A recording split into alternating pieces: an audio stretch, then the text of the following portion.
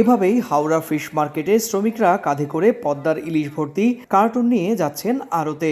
বাজারে প্রথম চালান পৌঁছানোর খবরে উৎসুক ক্রেতাদের ভিড়ও চোখে পড়ার মতো। প্রতি বছর দুর্গাপুজোর আগে পশ্চিমবঙ্গ ও ত্রিপুরায় ইলিশের চাহিদা তুঙ্গে পৌঁছায়। স্থানীয় যোগান সেই চাহিদা মেটাতে ব্যর্থ হওয়ায় ভারতের ব্যবসায়ীদের প্রতিবেশী বাংলাদেশ সরকারের দ্বারস্থ হতে হয়। তবে এবার নির্ধারিত সময়ের চেয়ে দেরিতে চালান ঢোকার কারণে ব্যবসায়ীরা মনে করছেন পূজার বাজারে তারা প্রত্যাশিত মুনাফা পাবেন না। এই বাংলাদেশ ঢুকেছে, খুব আনন্দ পেয়েছি, এই জন্য ছুটে এসেছি।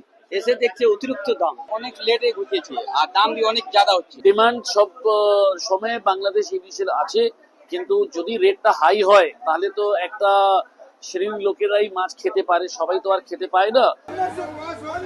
এবছর বাংলাদেশের অন্তর্বর্তীকালীন সরকার ভারতীয় ব্যবসায়ীদের জন্য 1200 টন ইলিশ রপ্তানির অনুমতি দিয়েছে। বুধবার রাতে পেট্রাপোল সীমান্ত দিয়ে 10টি ট্রাকে 35 টন ইলিশ ঢোকে ভারতে।